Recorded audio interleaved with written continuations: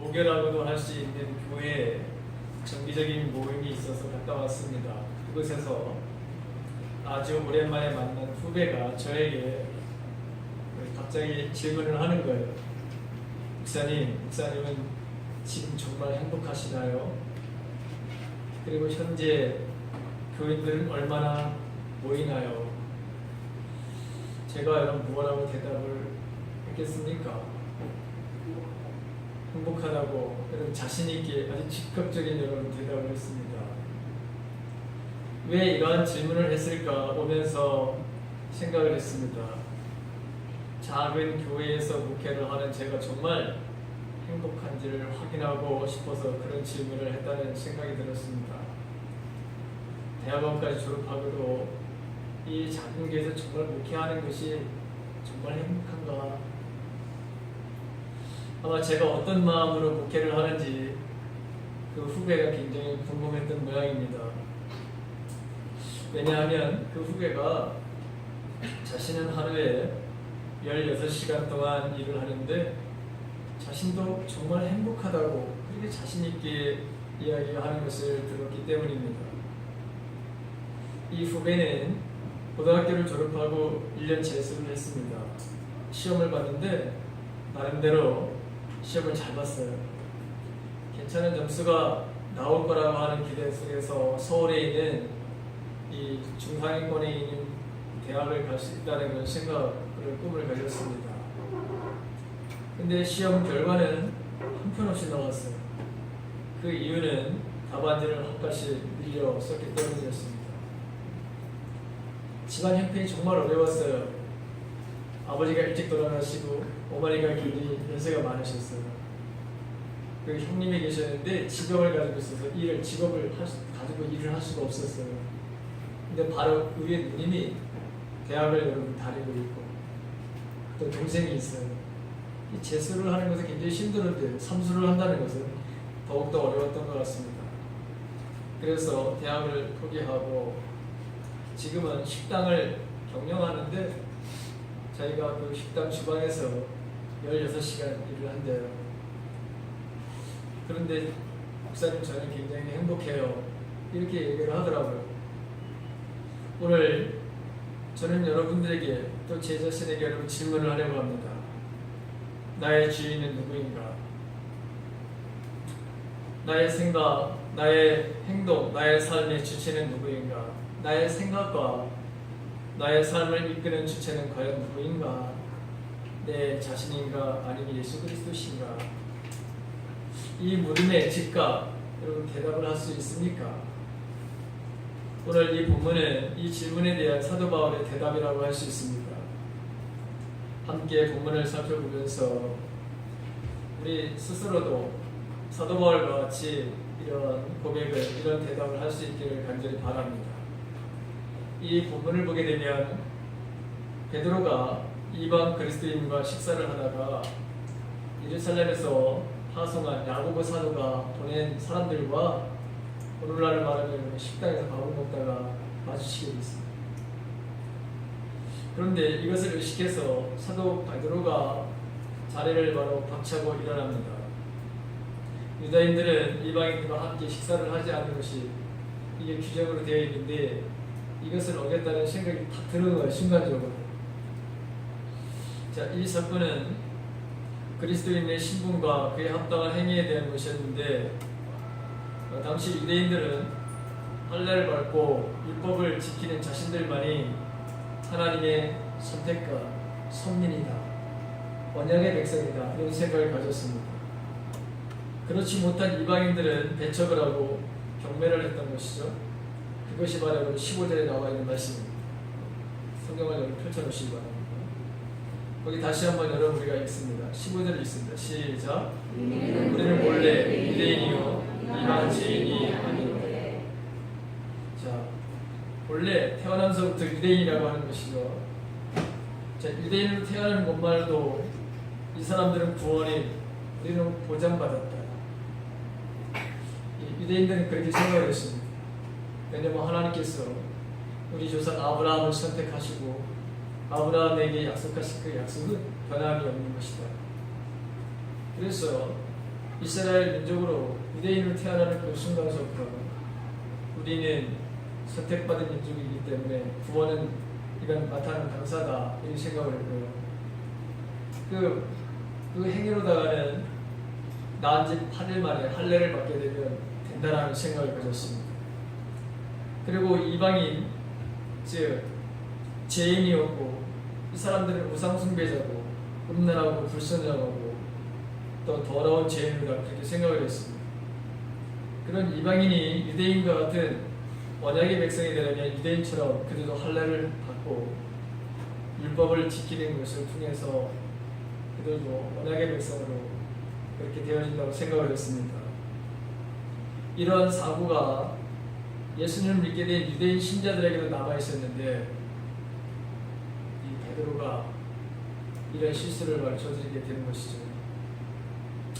유대인 신자들 중에서 이 이방인 신자들에게 유대인과 같이 할례를 요구하고 또 음식법, 그 율법을 바로 지킬 것을 요구했던 것이죠. 예수님을 믿어도 할례를 받아야 하지만 유대인들처럼 언약의 백성, 하나님의 약속의 백성이 될 수 있다 그렇게, 그리고 율법을 철저하게 지켜야 하지만 어렵다고 하는 생각을 가지고 있었는데 율법을 지키는 자라야만이 어렵다 이렇게 하나님께 인정을 받는 생각을 가지고 있었습니다. 그러나 사도 바울은 사람이 어렵게 되는 것은 율법의 행위로 말미암은 것이 아니라 오직 예수 그리스도를 믿음으로 말미암는 것이다. 예수 그리스도를 믿음으로 하나님으로부터 어렵다 인정을 받는 이것이 신앙의 핵심이다 라고 하는 것을 가르치고 있습니다. 이 믿음으로 우리가 하나님의 백성이 되는 것이고 이 믿음을 통해서 우리는 어렵다함을 인정받는 것이다 그렇게 선포를 하죠. 그러기에 할례는 더 이상 언약 백성이 되는 하나님의 백성이 되는 필요 조건이 아니라 유대인들에게 있어서 그것은 하나의 관습뿐이고 그러기에 이방 그리스도인들에게 강요해서는 안 되는 것이고 뿐만 아니라 음식법과 같은 빈죄로 이방인들을 차별해서도 안 된다라고 하는 생각을 가지고 있었습니다. 자, 바울은 우리의 믿음이 바로 이 예수 그리스도를 믿는, 그리고 예수 그리스도를 믿는 것에 의해서 우리가 하나님의 자녀가 되는 것이고 언약의 백성이 되는 것이다. 그렇기에 그에 합당한 행동을 해야 한다는 것이었습니다. 그리스도를 믿음으로 어렵다 인정을 받은 사람으로서 합당한 행동을 해야 된다는 것이죠. 만일 그렇게 믿는다고 하면서 그에 합당한 행동을 하지 않는 것은 그리스도께 죄를 짓게 하는 분으로 만드는 잘못이 있다라고 말하고 있습니다. 17절을 보십시오. 같이 읽습니다. 다 같이 시작. 죄인으로 드러나면 그리스도께서 죄를 짓게 하는 자냐? 결코 그럴 수 없느니라. 이 말씀은 우리가 그리스도를 믿음으로 의롭게 되었는데 율법의 잣대를 들이대게 되면 다시 우리를 죄인으로 만드는 결과를 가져온다. 할례를 받지 않은 이방인 신자들, 그리고 그들과 식사를 같이 하는 유대인 신자들은 율법을 가지고서 만약에 율법의 잣대로 보면 이 사람들은 여러분 죄인 중에 죄인이 된다는 거예요. 이것은 결국 그리스도께서 죄를 짓게 하는 자로 만드는 행위라 그렇게 말하고 있습니다. 그리스도께서 우리를 의롭게 하셨는데 다시금 율법의 잣대를 들이밀면서 우리를 죄인으로 만드는 것은 예수님을 죄인으로다가 죄를 짓게 하는 자로 만드는 행위다. 그리스도와 하나님의 뜻을 거스르는 잘못이 되고 만다고 하는 것을 말씀하고 있는 것이죠. 여러분, 그리스도께서 죄를 짓게 하시는 자입니까? 우리를 바로 죄인으로 만드시는, 우리를 죄인으로 만드시는 자, 그게 바로 예수님이십니까? 결코 그럴 수 없죠. 그러기에 사도 바울은 제대로 된 믿음의 확신을 가운데서 믿음에 합당한 생각과 행동을 바로 하라고 하는 것이죠. 그는 그렇게 했습니다. 그 믿음에 대한 합당한 행동을 해왔죠. 18절에 있는 말씀을 봅니다. 다 같이 다시 한번 18절에 있습니다. 시작. 만일 내가 헐었던 것을 다시 세우면 내가 나를 범법한 자로 만드는 것이다.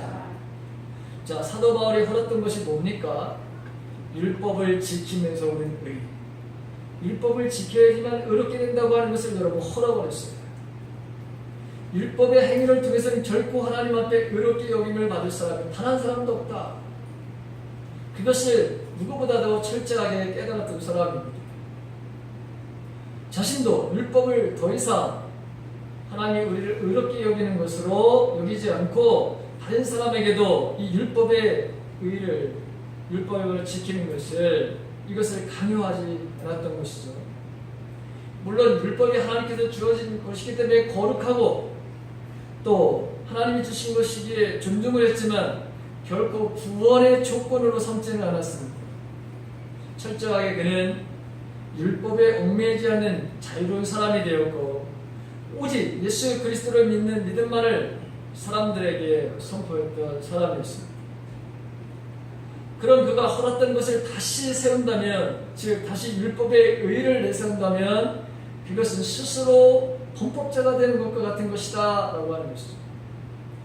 하나님께서 예수 그리스도를 통해 새로운 질서를 여셨는데 그 질서를 버리고 옛 질서를 따른다면 그것은 하나님의 뜻을 거스리는 죄인이 된다고 하는 것입니다.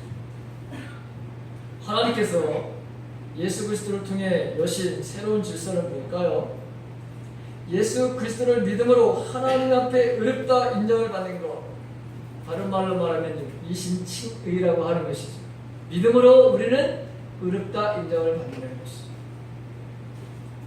예수 그리스도 안에서 유대인이든지 이방인이든지 차별이 없으며 모두가 하나님의 약속의 백성, 언약의 백성이 되는 것입니다. 그렇다면 이 언약의 백성으로 살아가는 삶은 무엇일까요? 바로 19절부터 20절에 있는 말씀입니다. 19절에 있는 말씀을 같이 읽도록 합니다. 시작. 내가 율법으로 말미암아 율법에 대하여 죽었나니 이는 하나님에 대하여 살려 합니다. 먼저 율법으로 말미암아 죽었다고 하는 이 말은 3장 13절과 연관해서 우리가 이해할 수 있는데 13절의 말씀이 3장 13절 말씀이 이런 말씀입니다. 그리스도께서 우리를 위하여 저주를 받은 바 대사 율법의 저주에서 우리를 속량하셨으니 기록된 바 나무에 달린 자마다 저주 아래 있는 자라 하였습니다. 예수님께서 십자가에 못 박히실 때 율법의 저주를 친히 담당하셨고 그의 백성을 위하여 그의 흉보를 대신 받았다고 하는 것이죠. 그래서 우리를 율법의 저주에서 우리를 속량하셨다. 이런 의미에서 예수 그리스도께서 율법을 통하여 죽으셨다. 그것이 율법으로 말미암아 죽었다고 하는 말의 의미입니다. 두 번째, 율법에 대해 죽었다고 하는 것은 로마서 7장 1절과 관련해서 이해할 수 있는데 형제들아 내가 법 아는 자들에게 말하노니 너희는 그 법이 사람이 살 동안만 그를 주관하는 줄 알지 못하느냐. 법은 사람이 살 동안만 그를 바로 주관하게 되죠. 죽으면 여러분 법이 아무 소용이 없습니다. 율법은 사람이 살아있을 동안에만 효력이 있을 뿐 죽으면 더 이상 효력을 갖지 못한다고 하는 당시 유대교의 사람들의 이해, 이것을 통해서 율법에 대해 죽었다는 말은 그리스도께서 죽으심으로 말미암아 더 이상 여러분 율법의 효력이 바로 없어졌다고 하는 거예요. 이상에서 본 것과 같이 율법으로 말미암아 죽었고 율법에 대해 죽은 것은 여러분 누구와에게 관련이 되어 있는 것이냐? 예수 그리스도와 관련된 것이다. 그리스도께서 율법으로 말미암아 죽으셨고 율법에 대하여 죽으셨다. 그런데 사도 바울은 왜 주어를 그리스도라고 하지 않고 나라고 하는 것입니까? 왜 자기가 율법으로 말미암아 죽었고 율법에 대해서 죽었다고 하는 것일까? 여러분 그 해답이 바로 20절입니다. 20절을 같이 읽습니다. 시작. 내가 그리스도와 함께 십자가에 못 박혔다니 그런즉 이제는 내가 사는 것이 아니요 오직 내 안에 그리스도께서 사시는 것이라. 이제 내가 육체 가운데 사는 것은 나를 사랑하사 나를 위하여 자기 자신을 버리신 하나님의 아들을 믿는 믿음에서 사는 것이다. 여기 내가 그리스도와 함께 십자가에 못 박혔나니, 이 말이 그리스도께서 율법으로 말미암아 율법에 대하여 죽으셨음에도 주어를 자신의 것을 한 까닭입니다. 예수 믿는 사람들은 분명한 고백이 있어야 합니다. 예수께서 나를 대신하여 십자가에 못 박혀 죽으셨다는 것이고, 이뿐만이 아니라 내가 그리스도와 함께 십자가에 못 박혀 죽었다고 하는 고백입니다. 이 고백이 여러분 분명해야 합니다. 예수를 믿는다고 하는 것은 예수께서 나를 대신하여 십자가에 못 박혀 죽으셨음을 믿는 것입니다. 나의 죄로 인해서 내가 죽어야 했는데 예수님께서 나를 대신해서 십자가에 못 박혀 죽으심으로 나의 죄가 용서를 받고 구원받았음을 고백하는 것입니다. 그러나 그리스도인은 여기서 나아가서 여러분, 내가 그리스도와 함께 십자가에 못 박혔다고 하는 말은 고백, 내가 그리스도와 함께 십자가에 못 박혔다고 하는 말은 내가 그리스도와 함께 십자가에서 죽었다고 하는 것이죠. 내가 죽었다고 하는 말입니다. 곧 나의 자아가 죽었다고 하는 것입니다. 나의 자아가 죽었고, 나의 육신도 죽었고, 나의 생각도 죽었고, 내가 추구하는 모든 탐욕도 다 주님 앞에 내려놓았다고 하는 것이죠. 내가 죽었다고 하는 말은 나의 주체가 더 이상 내 자신이 아니라고 하는 것입니다. 내가 죽었기에 더 이상 내가 나의 주인이 아닙니다. 나는 누구인가? 누가 나의 주인인가?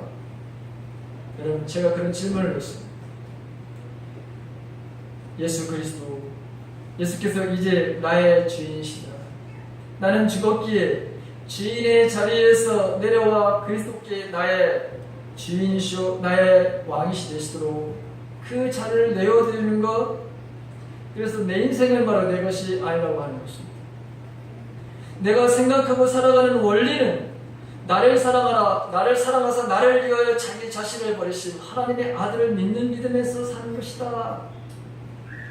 이 믿음이 내가 생각하고 내가 추구하고 내가 살아가는 유일한 원리라고 하는 것이죠.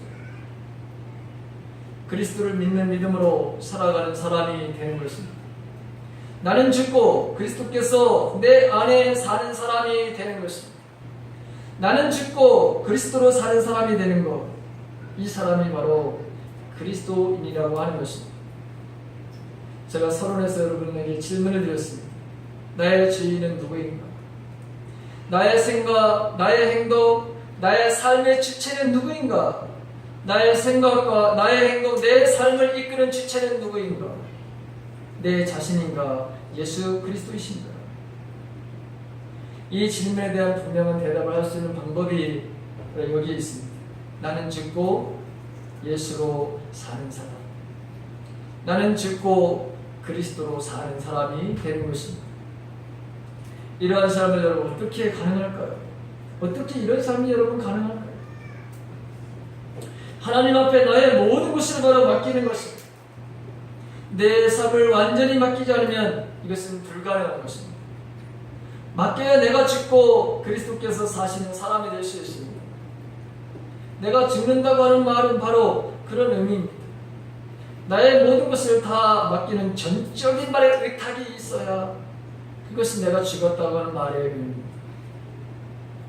하나님 앞에 나의 모든 것을 전적으로 내어 맡기는 삶을 살아야 하는데 저와 여러분들은 망설일 때가 얼마나 많을까요? 왜 우리가 이런 망설이는 바라는 삶을 살까요? 여전히 내가 주인이기 때문입니다. 예수를 믿는 것 같은데 여전히 내가 나의 바로 주인이기에 철저하게 맡기지 못하고 어중간한 자세를 보이면서 살아가는 그 모습을 종종 봅니다. 모든 것을 맡겨야 하는데 우리에게 오는 것이 두려움입니다. 내가 전적으로 하나님 앞에 맡기지 못하는, 여러분, 두려움이 나에게 있기 때문에 내 삶을 전적으로 하나님 앞에 맡기지 못합니다. 예수를 믿는다고 하는 것은 이제 내 주인이 내가 아니라 예수님을 바로 인정하는 것이고, 예수께서 나의 모든 것이 주인이시다. 그러기에 그분께 모든 것을 맡기고 그리고 그분의 말씀에 인도와 전적인 순종이 우리에게 필요한데 여러분 그렇지 못할 때가 종종 우리에게 저에게는 있습니다. 내 인생에 여러분 맡기지 못하는 이 두려움. 주님은 내가 온 것은 양들로 하여금 생명을 얻게 하며 더 풍성하게 하시려고 오셨다고 그렇게 말씀하고 있습니다. 입으로 예수를 주님이라고 우리가 말하는 것처럼 실제로도 예수님이 나의 주님, 나의 주님으로 인정하는 삶을 우리가 살아가야 되는 거예요. 그런데 여러분 우리에게는 언제나 두려움이 하나님 앞에 전적으로 내 삶을 맡기지 못하게 합니다. 저는 설교를 준비하면서 제 자신에게도 이런 질문을 해봤습니다. 여러분에게 질문을 하기 전에 제 자신에게 먼저 이 질문을 적용해 봤습니다. 나는 나의 모든 것을 하나님께 맡기는 믿음이 있는가? 정말 주님께서 나의 모든 영역에서 주인이신가? 여러분 어떨 것 같습니까? 저는 제 후배가 목사님 정말 행복하시나요? 그랬을 때는 즉각적으로 나는 여러분 나는 행복해 이렇게 여러분 대답을 했습니다. 그런데 이 질문 앞에 여러분 즉각적인 대답을 여러분 하지 못하는 제 자신을 발견하게 됐습니다.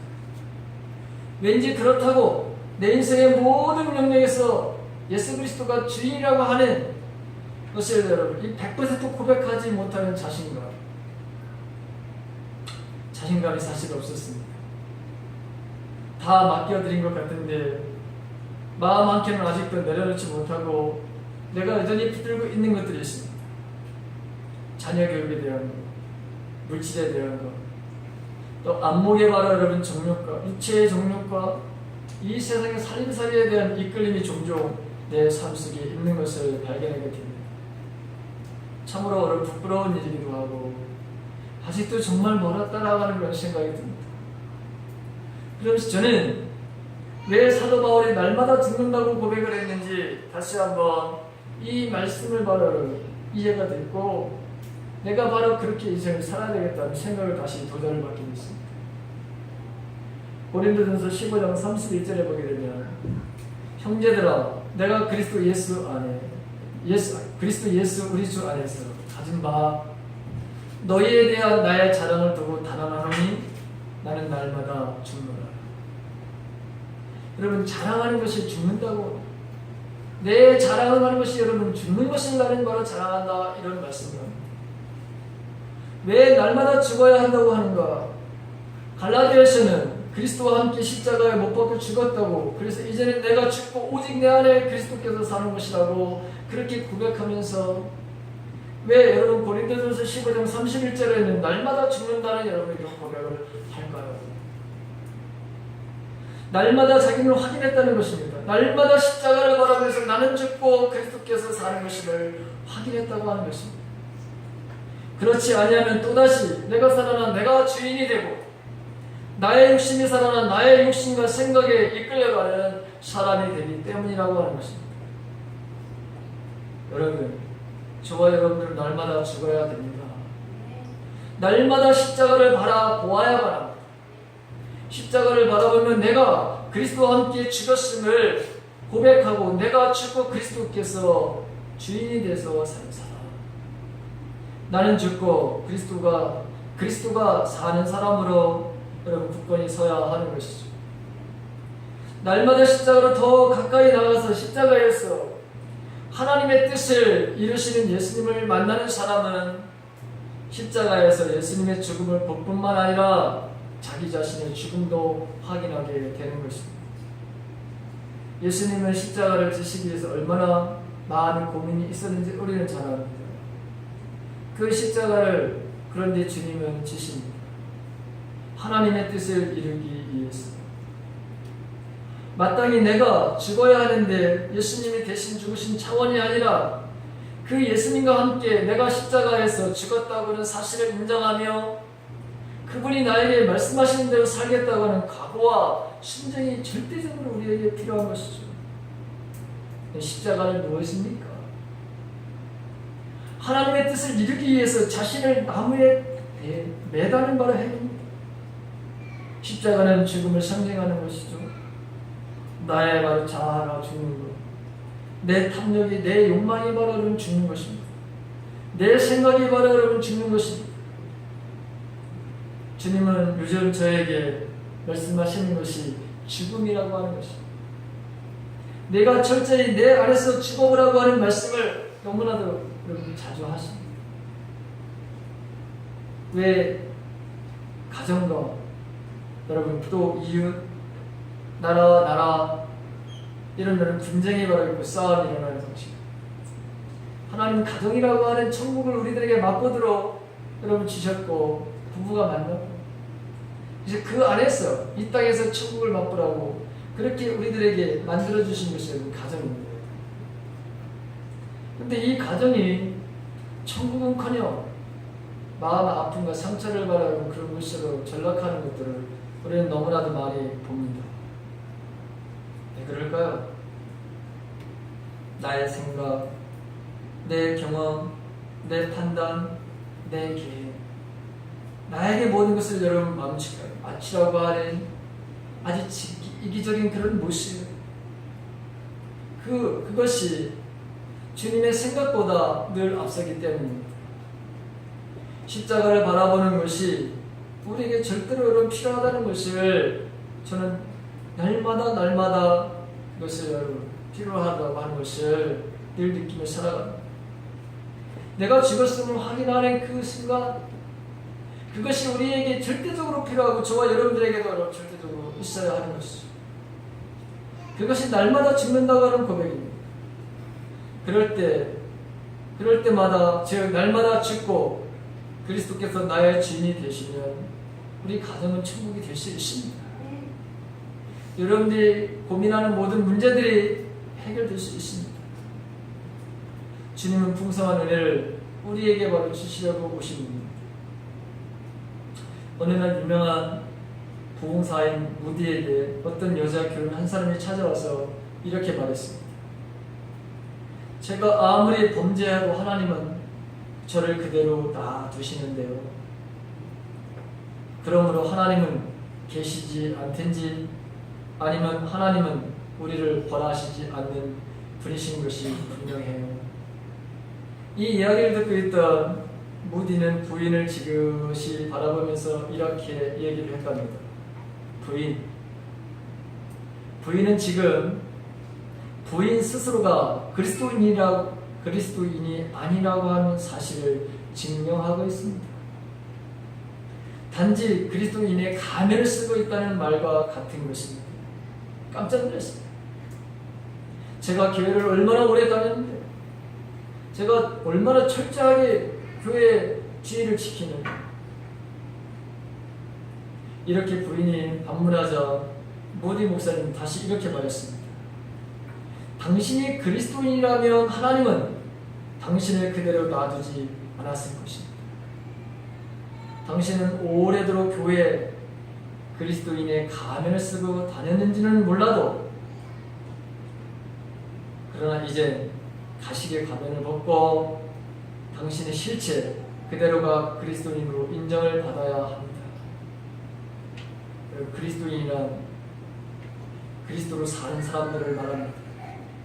흔히 교회에 다니는 사람들을 여러분 크리스찬이라고 교인이라고 그렇게 여러분 이야기를 하지만 그건 우리들의 바로 생각, 우리들의 용어입니다. 엄밀히 말하면 교회를 바로 다닌다고 했습니다. 하나님의 언약의 백성이 되는 것이 아닙니다. 하나님의 복의 사람이 되는 것이 아닙니다. 그리스도 때문에 사는 사람이 그리스도인이고 그리스도의 명령대로 사는 사람이 그리스도인입니다.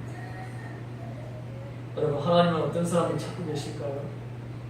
어떤 사람을 통해 하나님의 구원의 역사를 바로 이뤄가신 겁니다. 하나님께서 정말 찾으시는 사람은 나는 죽고 예수로 사는 사람, 나는 죽고 그리스도께서 사는 사람, 정말 예수님을 나의 주인으로 인정하며 사는 사람, 예수님 한 분만으로 충분하다고 고백할 수 있는 사람들일 것입니다. 이런 사람을 하나님을 찾으시고 그 사람을 바로 쓰시며 그런 사람들을 통해 사람을 살리고 세상을 치유하고 하나님의 나라를 이 땅에 여러분 확장해 가시는 것입니다. 사도 바울이 그런 삶을 살았습니다. 사도들이 그런 삶을 살았습니다. 신약에 나오는 구약에 나오는 모든 사람들이 바로 하나님이 그렇게 그런 사람을 찾았고 그 사람들을 통해서 이루어오셨습니다. 사랑하는 성도 여러분, 날마다 십자가 앞에 여러분들 나가시기를 간절히 바랍니다. 그리고 십자가를 바라보십시오. 내가 그리스도와 함께 죽었는지, 내 안에 그리스도께서 사는지, 그리스도가 내 안에서 사시는지 날마다 우리 확인해야 합니다. 그리고 나의 모든 것을 맡겨보십시오. 그럼 내가 죽고 그리스도가 내 안에 사는 사람, 이런 사람들은 하나님 앞에서 부족함이 없이 인생을 살게 될 것입니다. 두려움 없이 인생을 살게 될 것입니다. 오늘 나는 과연 다시 한번 내가 주인인가? 아니면 주님이 주인이신가? 도대체 나의 생각, 나의 삶의 이 동기, 이 모든 것들을 이끄는 그 주체가 나인가? 아니면 주님이신가? 다시 한번 생각해 보시기를 바라고, 거기에 대한 여러분 대답을 어떻게 하실 건가 한번 진지하게 생각해 보시기 바랍니다. 그리고 저와 여러분들이 나는 죽고 그리스도가 내 안에 사는 사람들, 이 사람들이 되어지는 축복이 있기를 주님의 이름으로 간절히 축원합니다. 같이 찬양하시겠습니다.